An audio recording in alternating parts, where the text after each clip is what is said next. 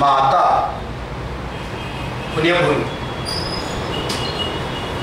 నా భర్త జై కిసాన్.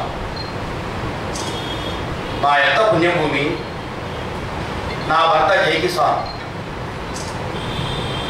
ఈ రెండు లైన్లు యావత్ భారతీయ సాహిత్య చరిత్రను, యావత్ భారతీయ సాహిత్య విలువలను, యావత్ భారతీయ సాహిత్య మర్మాలను, కవితా సౌందర్యాన్ని, కవితా శిల్పాన్ని విమర్శకులకు, కవులకు, ఔత్సాహికులకు పట్టించగలిగేటటువంటి లైన్. ఈ రెండు లైన్లు రాసినటువంటి వాడు బోయజంగయ్య.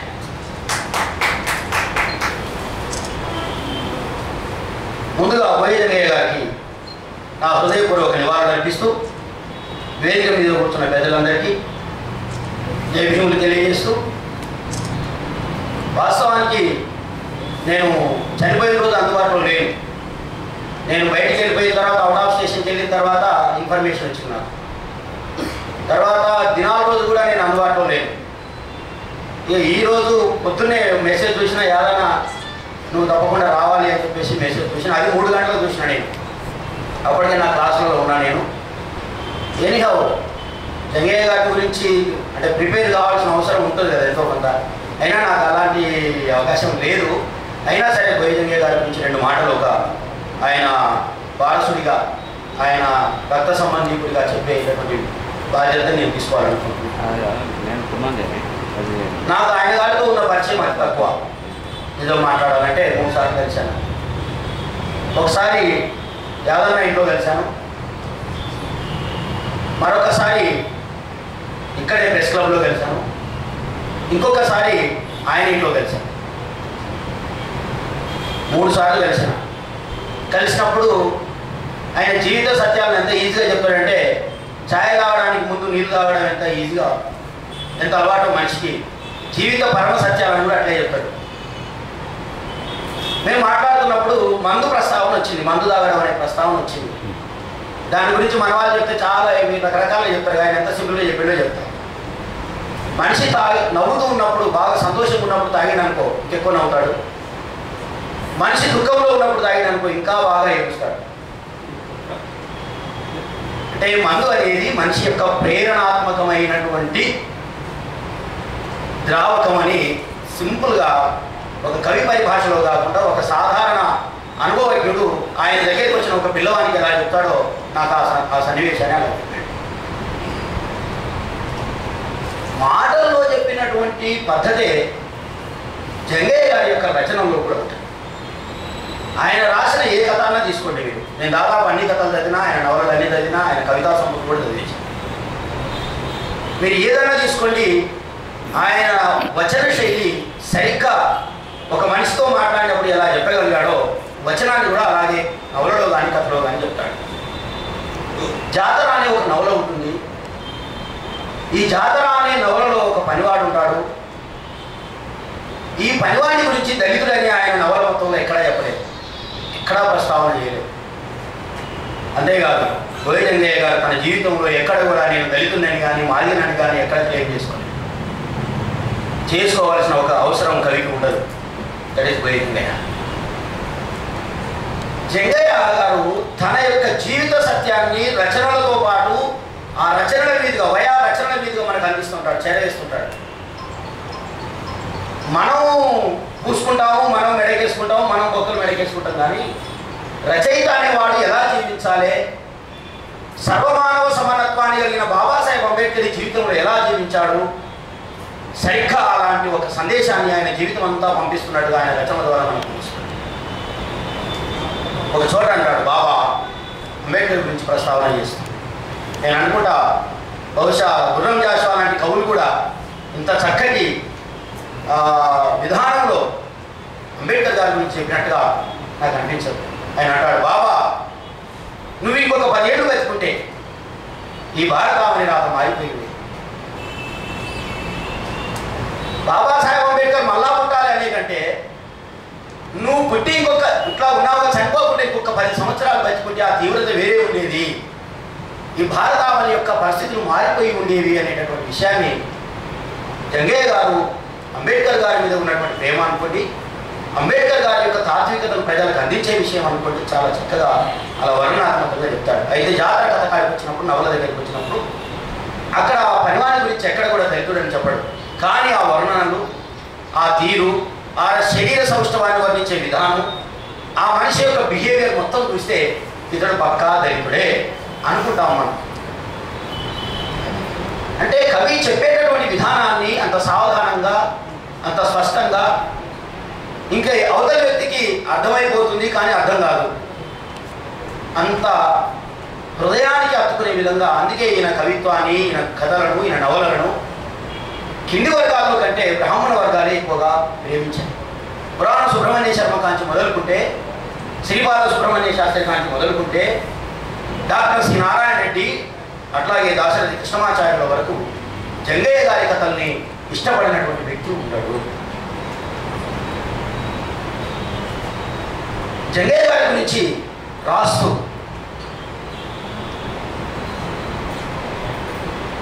వాణిశ్రీ అనే ఒక రచయిత, వాణిశ్రీ అనే పేరుతో ఉన్న ఒక రచయిత ఒక వ్యాసం రాశాడు. దాంట్లో ఆయన ఏం చెప్తాడంటే, బోయ జంగయ్య గారి గురించి నాకు తెలిసింది కవిత్వం కాదు, నవల కాదు, కథ కాదు, నాకు తెలిసింది స్నేహం మాత్రమే అంటాడు. అంటే ఒక కవి ఇంకొక కవితో స్నేహం చేసినప్పుడు, లేకపోతే ఇంకొక మనిషితో స్నేహం చేసినప్పుడు ఆ మనిషిలో కవి కంటే ముందుగా స్నేహితుడు కనిపించాడు జంగయ్య. అట్లా కనిపించినప్పుడు మాత్రమే జీవితంలో ఉన్నటువంటి అన్ని కోణాలను అధ్యయనం చేయగలుగుతాం, అన్ని కోణాలను మనం ఒడిసిపట్టుకోగలుగుతాం. అది రచయితకు ఉండవలసినటువంటి ఒక లక్షణం. నేను అనుకుంటాను జంగయ్య గారి కవిత్వం తక్కువ రాశారు. వెలుతురు అనే ఒక పుస్తకం చదివాను నేను, తక్కువ వచ్చింది కవిత్వం. ఎందుకంటే కవి బహుశా అబద్ధీకుడు అని ఆయనకి అభిప్రాయం ఉన్నదేమో. కవి అబద్ధీకుడు, కవి బలహీనుడు, కవి భయం కలిగినవాడు. లోపల చాలా భయం ఉంటుంది కవికి, బయటికి గంభీర్యం ప్రదర్శిస్తున్నాడు. కవి ప్రత్యక్ష యుద్ధంలో పాల్గొనలేడు, పరోక్ష యుద్ధంలో అక్షర ఉద్యమంలో పాల్గొన్నాడు. అందుకనే కవి బలహీనుడు కూడా. మీ అందరికీ తెలుసు, చాలా మంది కవులు ఎట్లా అదైపోయినాడు. విచిత్రమైన సంగతి ఏంటంటే, జంగయ్య గారి రచనలకు కానీ, జంగయ్య గారి నవలలకు కానీ, కథలకు కానీ రావాల్సినంత పేరు రాలేదని చెప్పాలి. ఎవరెవరికి ఏ అవార్డు వస్తున్నాయో నేను చెప్పాల్సిన పని లేదు, మీ అందరు చూస్తూనే ఉన్నారు. మనం అందరం దాంట్లో పుట్టి పెరుగుతున్న వాళ్ళనే, గత 20-30 సంవత్సరాలుగా అన్ని గమనిస్తూనే ఉన్నాం. ఈ అవార్డు వచ్చిన వాళ్ళు ఏం రాస్తున్నారో మనందరికీ తెలిసిన సంగతే. కానీ జంగయ్య గారి ఒక జాతర నవలకి ఈ రోజు వరకు కూడా గుర్తింపు రానేటువంటి పరిస్థితి. నేనంటే పద్మశ్రీ అవార్డు దానికి ఇస్తే, ఆ నవలకి ఇస్తే తప్పు ఏం జరగలేదు. ఎందుకంటే అంతకంటే చెత్త నవలకి ఇచ్చినటువంటి పరిస్థితి ఉన్నది. దీనికి అంతటి కారణం ఏంటంటే, ఈ అణగారిన వర్గాల్లో నుంచి కింది నుంచి వచ్చినటువంటి బహుజన వర్గాల్లో నుంచి వీళ్ళ తరపున ముఖం కాపుచ్చుకొని ఈ వ్యక్తికి పదవులు ఇప్పించాలి అనేటటువంటి ఒక ఆలోచన లేకపోవడమే, అలాంటి ఒక నాయకత్వం ఈ సమాజంలో నుంచి రాకపోవడమే బలమైనటువంటి కారణం. కవిత్వం రాసినవాడు లాబింగ్ చేస్తే పదవులు రావు. కవిత్వం కథలు రాసినటువంటి వాళ్ళు లాబింగ్ చేయడం వల్ల కింది వర్గాల నుంచి పర్టికులర్ చెప్పేది, పై వర్గాలంటే వద్దంటే వస్తాయి, అదే సంగతి. కింది వర్గాల నుంచి ఒక అవార్డు రావాలన్నా, ఒక లేదా మనిషికి గుర్తింపు రావాలంటే బాగా బలమైనటువంటి రాజకీయ ఫోర్స్ ఉండాలి. ఇది ఓపెన్ సీక్రెట్, ఎవరు బయట చెప్తారో చెప్పరు కానీ నేను చెప్తున్నా. అందుకే నాలాంటి కూడా ఎంపీగానో ఎమ్మెల్యేగానో ఉంటే ఈ కవులు రచయితలు అందరికీ వరుస పెట్టి పదవులు ఇప్పిస్తా, అవార్డు ఇప్పిస్తాను పక్క. అందుకే నేను కవిత్వం రాయడం మానేసిన. నేను అనుకుంటున్నా జీవితంలో ఎప్పుడైనా అదృష్టవశాత్తు కవిత్వం రాసే అవకాశం రాకూడదు, జీవితంలో ఎప్పుడు కూడా కవిత్వం రాసే అదృష్టం రాకూడదు నాకు అని కోరుకుంటున్నాను. జంగయ్య గారు అదృష్టవంతుడు, అందుకే కథలు రాశారు. కథలో జీవితం ఉంటుంది, కాల్పానికత కంటే ఎక్కువ జీవితం ఉంటుంది. కవిత్వంలో జీవితం ఉండదు, మొత్తం కాల్పానికతే ఉంటుంది. నవలలు కూడా తక్కువ జంగయ్య గారి, కథలు మాత్రమే ఎక్కువ. కథల్లో చాలా అద్భుతమైనటువంటి కథలు. దొంగలు అనే కథ మీరు చదివిలో లేదో కానీ, ఆ కథ చదువుతుంటే వర్షాపాతంగా లోపల వర్షం కురుస్తుంటుంది, కన్నీటి వర్షం బయటికి రాదు కానీ లోపల కురుస్తుంటుంది, ధారాపాతంగా వర్షం కురుస్తుంటుంది దొంగల కథ. ఒక కథ చదివాను, కానీ ఎంత స్మార్ట్గా చెప్పాడు ఆ కథ అంటే టైం ఎక్కువ లేదేమో కానీ. అందుకే జంగయ్య గారి రచనల మీద ఒక్కొక్క దాని మీద వరుసగా మనం చర్చ పెట్టాలి. జంగయ్య జాతర ఏంటి, జంగయ్య గారి ఏంటండి భాషణ ఏదన్నా వచ్చారు, వెల్కమ్ టు భాషణ ఏది. సో జంగయ్య గారి దొంగ నా కథ మీరు చదివితే, ఇంకో కథ చదివానండి, అక్కడ చెప్తాడు అడవిలో చాలా రకాల పువ్వులు ఉంటాయి. అందులో ఒక మత్తి ఇచ్చేటటువంటి ఒక పువ్వు ఉంటుంది. ఏ పువ్వు అది? మత్తు వచ్చే పువ్వు ఉంటుంది. ఇప్ప పువ్వులు. ఈ ఇప్ప పువ్వులు ఎవరివి అని ఒక ప్రశ్న వేస్తాడు ఆయన. కథ చెప్తూ మధ్యలో తప్పని ఒక ప్రశ్న వేస్తాడు. ఈ ఇప్ప పువ్వులు ఎవరివి అంటాడు. కింద ఆయన సమాధానం చెప్పాడు. ఈ ఇప్ప పువ్వులు ఒకరివి కావు, ఈ ఇప్ప పువ్వులు ఒక వ్యక్తివి కావు, ఈ ఇప్ప పువ్వులు సమాజానికి, ఈ ఇప్ప పువ్వులు ఏ సమాజంలో అయితే పూసాయో ఆ సమాజానికి అని ఒక మాట అంటాడు. ఎంత అద్భుతంగా అంటే ఈ ఇక్కడ వర్ణించేటటువంటి కవిత్వం కథలు రాసేటటువంటి పెదవులందరూ బుద్ధి తెచ్చుకోవాల్సింది ఏంటంటే, ఎందుకంటే నాకు అవార్డు అవసరం లేదు, ఇక నా కవితలకు నా కవిత్వాలకు ఏం రాబట్టి నేను బరాబర్ ఓపెన్ చెప్తున్నాను. వీళ్ళందరూ బుద్ధి తెచ్చుకోవాల్సింది ఆయన ఏమంటే, ఒళ్ళు దాచుకోకుండా ఇప్ప పువ్వులు చక్కగా పూసాయి. ఎంత బ్యూటిఫుల్ సెంటెన్స్ ఫామ్ చేసిందంటే, నిజంగా ఆయనకు పాదాభివందనం చేయాల్సి వస్తే ఈ ఒక్క లైఫ్గా ఆయనను నిజంగా ఒక గాఢాలింగనం చేసుకోవచ్చు. ఇప్ప పువ్వులు ఒళ్ళు దాచుకోకుండా చాలా అందంగా, ఒళ్ళు దాచుకోకుండా అద్భుతంగా దట్టంగా పూసాయి అన్నాడు. ఈ ఇప్ప పువ్వులని ఒక స్త్రీతో పోలుస్తూ ఆ స్త్రీని అరెస్ట్ చేసి తీసుకొచ్చి పోలీస్ స్టేషన్లో పెడతారు. ఆ పోలీస్ స్టేషన్లో ఎస్ఐ ఆమె మీద ఆశపడతా ఉంటాడు. ఒక గిరిజన స్త్రీల మీద బయట సివిల్ సమాజం చేసేటటువంటి దాడిని ఆయన వర్ణనాత్మకంగా కథల రూపంలో చెప్పినప్పుడు ఆ కథ చివరి ముగింపు వచ్చేటప్పటికి చాలా దుఃఖదాంకరం అయిపోతాం మనం. బాగా ఇంత అన్యాయం జరుగుతుంది కదా, సమాజంలో ఏం చేయాలి మనం అనిపిస్తుంది. అయితే ఒకసారి మన జంగయ్య గారి యొక్క చివరి రచన వైశిష్టత చెప్పి చాలా ఉన్నాయి.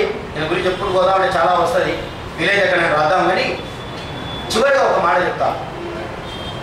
ఓయే జంగయ్య గారి యొక్క రచనల్లో కథల్లో సాధారణంగా కనిపించే గుణం ఏంటంటే ముగింపు ఉంటుంది.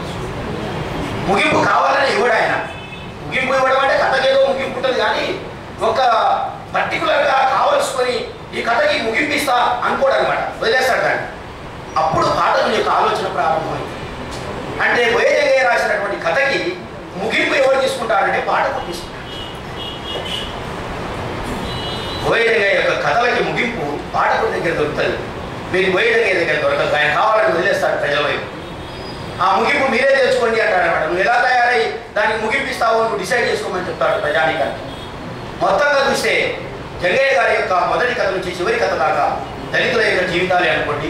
అణగారిన వర్గాల యొక్క, దళితులు అనడానికి లేదు కానీ అణగారిన వర్గాలన్నా, అణగారిన వర్గాల యొక్క ముఖ్యంగా షెడ్యూల్ ట్రైబ్స్ యొక్క జీవితాలను చాలా అద్భుతంగా, ఆవేదనగా, ఆక్రందనతో వర్ణించి దాని పరిష్కారం చెప్పే చోట చెప్పి కావలసిన పరిష్కారాన్ని వెతుక్కోమని ఆ ప్రజలకే వదిలేసినటువంటి ఒక మహారచయితను మన జంగయ్య గారి రచనలు చదువుతున్నప్పుడు మనకు అనిపిస్తుంది. అయితే ఆయన మీద చాలామంది అభిప్రాయాలు రాసి ఏమంటే ఎట్లుంటుందంటే, బాబులు ఎట్లా తయారయ్యారంటే, మావాడు చాలా మంచివాడండి, చాలా చక్కగా రాస్తాడండి, మీ పేరు కదిరే కృష్ణ అండి, బడుతాయి చాలా బాగా రాస్తాడండి అంటాడు అన్నమాట. వాడు బాగా రాస్తాడు వరకు బాగుంటుంది, కానీ పక్కన బడుతాయి పెడతాడు. బడుతాయి పెట్టినప్పుడే పక్క ఎదురు ఆలోచిస్తున్నాడు, వీడితో బడుతాయి అంటే కదిరే కృష్ణ ఏదో బద్మాషి ఉన్నట్టుంది అనుకుంటాడు. చాలా మంది జంగయ్య గారి మీద అభిప్రాయాలు రాస్తూ అటువంటి డైలాగులు కొన్ని అటాచ్ చేసి ఆయన చాలా బాధాకరమైన సంగతి. సరే వాడెవర్ ఇట్ ఈస్, ఆయన అనుకోగలిగేటటువంటి వాడు ఎవరు లేడు అనుకో. ఒకటి గుర్తుపెట్టుకోండి, బురద తగ్గడం చాలా సులభం, కానీ ఆ బురద వాడికి అంటుద్దా లేదా అనేది నీ చేతుల్లో లేదు. బురద ఉంటే అంటుతుంది, లేకపోతే అంటదు. ఒక చిన్న కథ చెప్పి ముగిస్తా. ఒక ఎద్దును ముసలి అయిపోయిన తర్వాత పూర్తి చేయాలనుకున్నాడు. పూర్తి చేయాలనుకుని బాయిలో పడిపోయింది. అది బాయిలో తనంతరం పడిపోయింది. అనుకున్నాడు బయట తీసుకొచ్చిన లాభం లేదు, దీన్ని పూర్తి చేసి అయిపోద్ది అనుకున్నాడు. అనుకొని పైనుంచి తట్ట నుంచి మట్టి పోస్తున్నాడు. తట్ట నుంచి మట్టి పోస్తుంటే అదే చేస్తుంది, మట్టి మీద పడగానే ఇటు దుర్పరిస్తుంది, కాళ్ళ కింద పడుతుంది. మట్టి రాగానే పోయి దాని నిలబడు. మళ్ళీ 10 మాటలు పోస్తున్నాడు, పోయాక మళ్ళీ ఇటు రాడు, కింద పడుతుంది. వాడు పోస్తనే ఉన్నాడు మట్టి, ఇది మునిగే బదులుగా పైకి తేలింది. చివరి తట్ట పోసే వరకు పైకి వచ్చి ఈ సమాజంలో ఉన్న ఎస్సీ ఎస్టీ బీసీ రచయితల మీద, ముఖ్యంగా మాలమార్గ రచయితల మీద మీరు ఎంత మట్టి పోస్తారో అవి ఆవుల్లాగా, జంతువులాగా అంత పైకి వస్తాయి అనేటటువంటి విషయాన్ని సభ్య సమాజం గురించి వీరి రచనని వీలైతే ఆస్వాదించండి, లేకపోతే వదిలేయండి, వాళ్ళ సమాజం చదువుకుంటుంది. కానీ వాటికి బురద తల్లేటటువంటి ప్రయత్నం మాత్రం చేయొద్దని సవినయంగా మనవి చేస్తూ, ఆయన గారి గురించి నాకు మాట్లాడగలిగే అతి తక్కువ పరిచయంలోనే నేను చాలా అట్రాక్ట్ అయ్యాను. ఎంత అట్రాక్ట్ అయిందంటే నాకు పిలిచి చెప్పిండు, రే బాబు నువ్వు నవల రాసినావు బాగుంది, నిన్ను చాలామంది ఇప్పటి నుంచి సీరియల్గా రాయమని అడుగుతారు, దేనికి ఒప్పుకో. ఎందుకు ఒప్పుకోవద్దంటే మనల్ని వాళ్ళ కాళ్ళ దగ్గర రప్పించుకున్నారా, వాళ్ళని నీ కాళ్ళ దగ్గర తెప్పించుకునేంత వరకు ఎవరి దగ్గరికి నువ్వు అమ్ముడుకోవద్దు అన్నాడు. స్టిల్ టుడే నేను అదే స్టాండ్ మీద ఉన్నా. ఒక్క నా పుస్తకాన్ని 5,000 రూపాయల బహుమానానికి పంపలే. ఇగో పలానా ఆయన కవికి దయచేసి నీ ప్రియమిత్రుడు కళ్యాణ కృష్ణ రాసిన పుస్తకం చదువు అని నేను ఎవరికి పంపలే. నా నవల పంపలే, నా కవిత్వం పంపలే, నా పుస్తకం పంపలే. మీరు ఏదో చదువుకుంటా లేకపోతే వదిలేసి. ఓకేనా? సమాజంలో ఆ గడ్స్ ఉండాలి. జంగయ్య గారికి ఆ గడ్స్ ఉన్నదని నాకు తెలుసు. ఎందుకంటే ఆయన పుస్తకాలు సోషల్ వెల్ఫేర్ డిపార్ట్మెంట్ చదివింది, ఆయన పుస్తకాలు కలెక్టర్ చదివారు, ఆయన పుస్తకాలు రచయితలు చదివారు, ఆయన పుస్తకాలు చదివి స్పందించి ఆయనకే ఉత్తరాలు రాసినటువంటి బోలెడు ఉన్నాయి. కాబట్టి జంగయ్య గారి లాగా బతుకుదాం, జంగయ్య గారి లాగా జీవిద్దాం, జంగయ్య గారి లాగా రాద్దాం. రాసేటటువంటి వాళ్ళందరికీ చివరిగా నా ఒకటే మాట చెప్తున్నా, మా అత్త పుణ్యభూమి, మా ఆయన జై కిసాన్. మా అత్త పుణ్యభూమి, మా ఆయన జై కిసాన్. పత్తి చేతులకే బయట లేదు అంటాడు Jangaiah. Thank you very much.